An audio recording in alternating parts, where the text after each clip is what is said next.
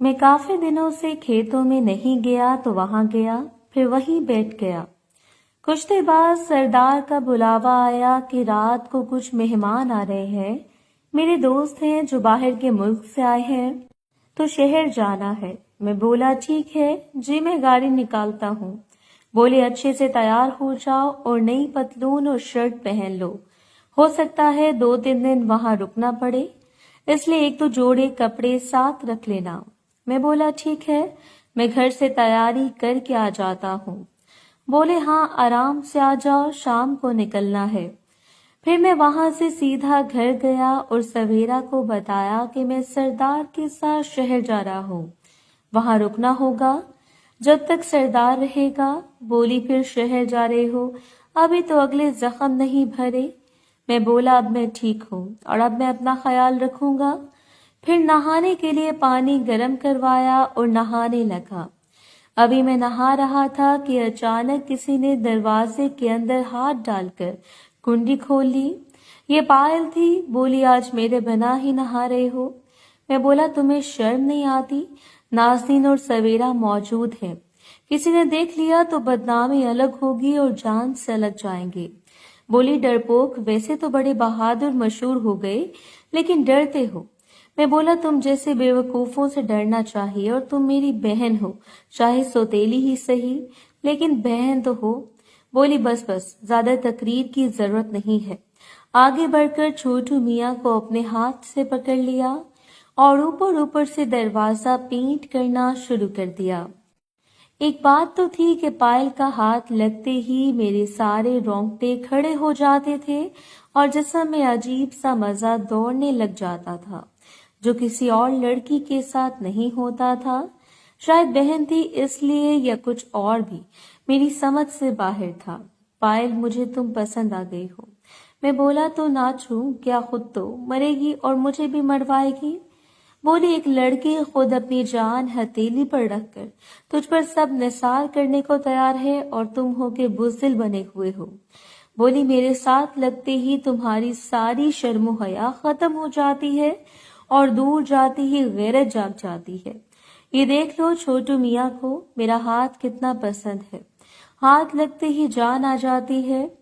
بولی شرم کرتے رہو گے تو صرف ہاتھ ہی چلاؤ گے اور مجھے دوست بناؤ گے تو عیش کرواؤں گی اور ہاتھ سے جان چھوٹ جائے گی، اور ایسی خوبصورت لڑکی تمہیں کہیں اور نہیں ملے گی۔ میں بولا تم اور خوبصورت، لگتا ہے تم کو غلط فہمی ہو گئی ہے جو خود کو خوبصورت سمجھ رہی ہو۔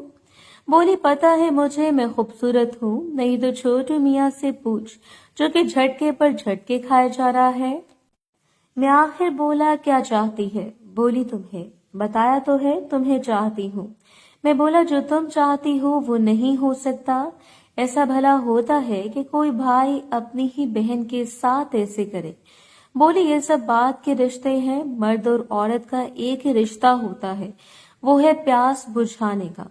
میں بولا اتنی آگ لگی ہے تو اماں کو بول تیری شادی کر دے۔ بولی میرے سے اوپر 4 نمبر ہیں، نور، سویرا، نازنین اور تم، پھر کہیں جا کر میری باری آئے گی۔ میں بولا ابا سے بولتا ہوں تمہاری شادی کرا دے۔ بولی کوئی ضرورت نہیں۔ پھر اچانک گھٹنوں کے بل بیٹھ گئی اور لالی پاپ والا کام کرنے لگی۔ پائل کی جو سب سے خاص بات تھی، اس کے لب بہت نرم تھے جس کی وجہ سے مجھے عجیب سا مزہ آ رہا تھا۔ وہ بڑی مہارت سے یہ کام کر رہی تھی۔ چھوٹو میاں کی ٹوپی کافی بڑی تھی لیکن پائل کو جیسے فرق ہی نہیں پڑ رہا تھا۔ وہ بھی صبروں کی طرح لالی پاپ والا کام کر رہی تھی۔ وہ جتنا ممکن تھا آگے ہو رہی تھی اور اسی وجہ سے اس کے منہ سے رال ٹپک رہی تھی۔ پائل اسکول گرل کی طرح بال پونی میں باندھے ہوئے اور بالکل اسکول گرل لگ رہی تھی۔ پھر وہ پیچھے ہٹی اور ساتھ ہی اپنا اوپر والا باس اتار دیا اور اس کے ساتھ ہی اس نے ماسک بھی اتار دیا۔ میں حیران تھا کہ سویرا اور نازنین باہر تھیں اور کوئی بھی آ سکتا تھا۔ عجیب پاگل لڑکی تھی، لیکن اس وقت میں بھی پوری طرح مست تھا۔ پائل اس طرح لالی پاپ والا کام کر رہی تھی یہاں تک کہ سحر یا ذروہ نے بھی نہیں کی تھی۔ پائل جارحانہ طریقے سے کام کر رہی تھی۔ میں حیران ہو رہا تھا کہ اس عمر میں پائل اتنی ماہر ہو چکی ہے۔ اب مجھے یقین ہو چلا تھا کہ پائل کی ضرور باہر سے اپنا دروازہ پینٹ کرواتی ہے، جس کی وجہ سے اتنا ماہر ہو چکی ہے۔ میں اس وقت ہواؤں میں اڑ رہا تھا۔ اب پائل نے کام کیا جس سے میں 7ویں آسمان پر پہنچ گیا۔ وہ لالی پاپ والا کام کر رہی تھی اور ساتھ اپنے ہاتھوں سے درخت کے تنے کے ساتھ لٹکے ہوئے 2 نیموں کو اوپر اوپر سے پینٹ کر رہی تھی۔ ایک بار پھر پائل نے پوچھا تو کیا سوچا؟ میں نے ہکلاتے ہوئے بولا، کہا جو تم چاہو۔ بولی پکی بات ہے، اور ساتھ ہی دوبارہ اپنا کام کرنا شروع کر دیا۔ میں بولا وعدہ، جیسا تم چاہو۔ مجھے کھڑا ہونا دشوار ہو رہا تھا۔ میں نے نلکے کی ہتھی کو پکڑ لیا۔ مزے سے میرا برا حال تھا۔ اب میں نے بھی پائل کے سر کو پکڑا اور آگے پیچھے ہونا شروع کر دیا۔ میں جتنا آگے ہو سکتا تھا اتنا آگے ہونے کی کوشش کر رہا تھا۔ پائل بھی کہاں ہار ماننے والی تھی، وہ میرا ساتھ دے رہی تھی۔ پھر پائل کھڑی ہو گئی اور اپنا منہ نیچے کر کے دوبارہ لالی پاپ والا کام کرنے لگی اور مجھ سے بولی جتنا آگے ہو سکتا ہے ہو جاؤ۔ میں بھی اپنے ہوش کھو چکا تھا۔ میں نے آؤ دیکھا نہ تاؤ دیکھا اپنا کام کرنا شروع کر دیا۔ ابھی تک میں جتنا آگے ہوا تھا، آج سے پہلے میں کسی کے منہ میں اتنا آگے نہیں ہوا تھا۔ تقریباً 3/4 چھوٹو میاں غائب ہو چکا تھا اور میں حیران بھی تھا۔ پائل ان سب سے عمر میں بہت چھوٹی تھی۔ سحر جیسی ایکسپرٹ نے بھی اتنا نہ لیا اور نہ ہی ضربہ اپنی تمام کوششوں کے باوجود یہاں تک پہنچ سکی۔ پھر جوش میں زور سے آگے ہوا۔ میں نے نیچے دیکھا تو چھوٹو میاں پورے غائب ہو چکے تھی۔ مجھے ایسا لگ رہا تھا جیسے چھوٹو میاں کسی گرم پائپ کے اندر داخل ہو چکے ہیں۔ پائل مجھے پیچھے کرنے کے لیے زور لگا رہی تھی۔ میں نے اپنے آپ کو زور لگا کر پیچھے کیا تو پائل نے کھانسی کرنا شروع کر دی۔ میں کچھ دیر رک گیا، جس پر پائل کی سانس بحال ہوئی۔ پائل بولی آخر میں نے تم کو فتح کر لیا۔ میں بولا کیا مطلب؟ بولی جس دن تم کو میں نے نورین کے ساتھ کمرے میں دیکھا تھا تو نورین بولی تھی کہ چھوٹو کوئی بھی بوڑھا اپنے منہ میں نہیں لے سکتا، لیکن میں نے خود سے عہد کیا تھا کہ ایک بار ہی صحیح پوڑا کھا جاؤں گی، اور آج اس امتحان میں کامیاب ہو گئی۔ وہ نیچے بیٹھ کر دوبارہ کام کرنے لگے۔ ہم دونوں انجوائے کر رہے تھے۔ اس سب میں مجھے اتنا مزہ آ رہا تھا کہ میں بھول گیا کہ اس وقت کہاں ہوں اور کیا کر رہا ہوں۔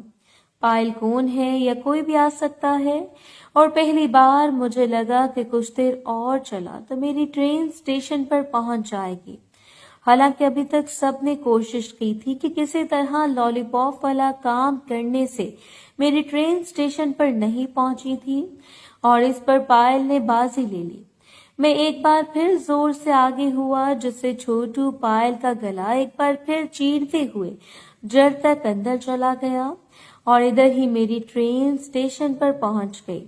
پائل چھٹپٹا رہی تھی کہ پیچھے ہٹو، کیونکہ پائل کی سانس رکنے والی تھی۔ اس کی آنکھیں ہل پڑی اور آنسو آ رہے تھے، لیکن میں اس مزے میں بتا کہ جب تک میری ٹرین اسٹیشن پر نہیں پہنچے گی، جیسے میری ساری ٹرین اسٹیشن پر پہنچی، میں پیچھے ہوا۔ اس کے ساتھ ہی پائل کی سانس بحال ہوئی، اور ساتھ ہی کھانستے ہوئے تھوک اور رال اور گاڑھا مال الٹی کی شکل میں اس کے منہ سے نکلنے لگا۔ کچھ دیر بعد جب پائل کی سانس بحال ہوئی تو بولی سچ میں جانور ہو۔